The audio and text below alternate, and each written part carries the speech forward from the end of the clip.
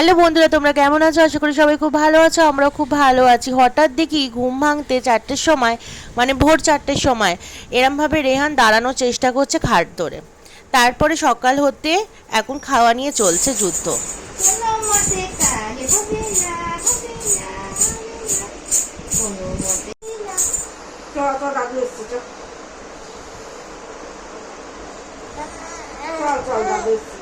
তারপরে রেহানের দাদু আর ঠাম্মি মিলে চান করানোর চেষ্টা।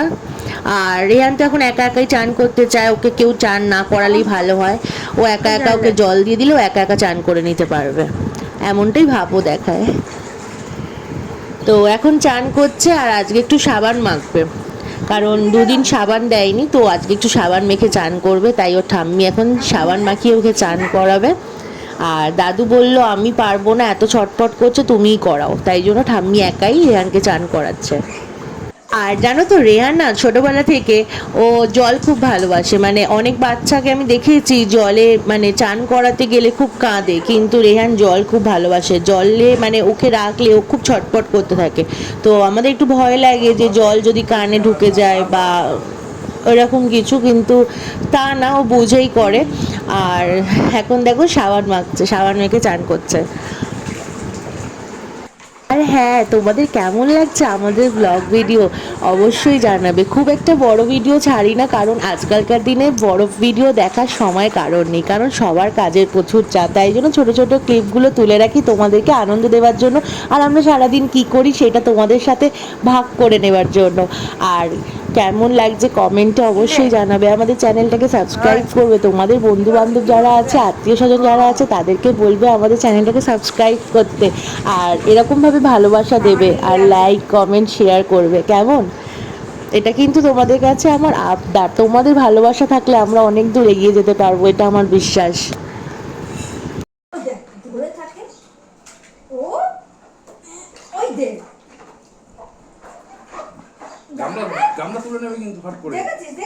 এখন ঠাম্মি চান করে দিয়েছে, এদিকে দাদু ওকে একদম জামা টামা পরিয়ে একদম চুল টুল আজরে দিল, ক্রিম ট্রিম মাখিয়ে দিল।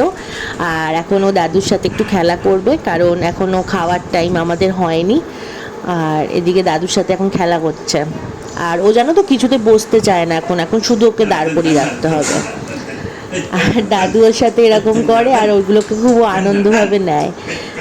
আর আজকে আমাদের দুপুরের মেনু হয়েছিল ঢ্যাঁড়স আলু ভাজা, কাতলা মাছ সর্ষে দিয়ে, আর পোস্ত দিয়ে হয়েছিল পটল, আর মুগ ডাল দিয়ে চচ্চড়ি হয়েছিল, আর তেলাপিয়া মাছ হয়েছিল, আর চাটনি।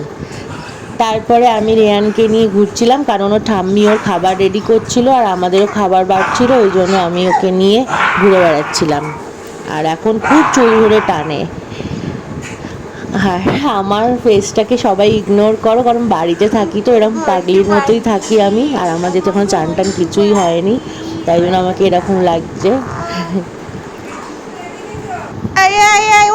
এই যে এখন শুয়ে রেখেছি বলে উল্টানোর চেষ্টা করছে, আর ও সোজা হয়ে শোবে না, খালি উল্টে যায়।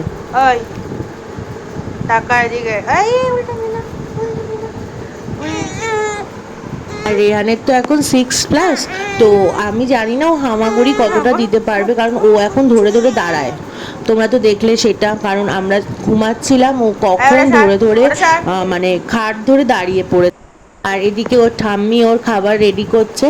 আর ওকে ভাতটাকে আমরা এরমভাবে মানে ছাঁকনিতে ভালো করে মানে পেস্ট করেই দিই, কারণ ও তো চেবাতে এখনও শেখেনি, আর দাঁতও হয়নি। তো ওকে আমরা দুধের সাথে এইভাবে ভাতটাকে পেস্ট করেই খাওয়াই। আর ও এখন খাওয়া নিয়ে খুব দুষ্টুমি করে, একদম লিকুইডভাবে না দিলে ও মানে খাবেই না, মানে খাওয়া দাওয়া একদমই বন্ধ করে দিয়েছে, মানে খেতে চায় না, খাওয়া নিয়ে খুব দুষ্টুমি করে। আর ওর বাবা এখন চান টান করে ওকে নিয়ে এখন বসেছে, এদিকে ঠাম্মি দাদু দুজন মিলে খাওয়ানোর চেষ্টা করছে ওকে।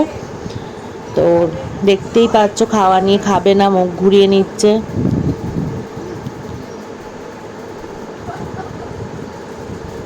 আর লাস্টে খেলোই না, খাওয়া পরে খাবে বলে এখন খেলো না।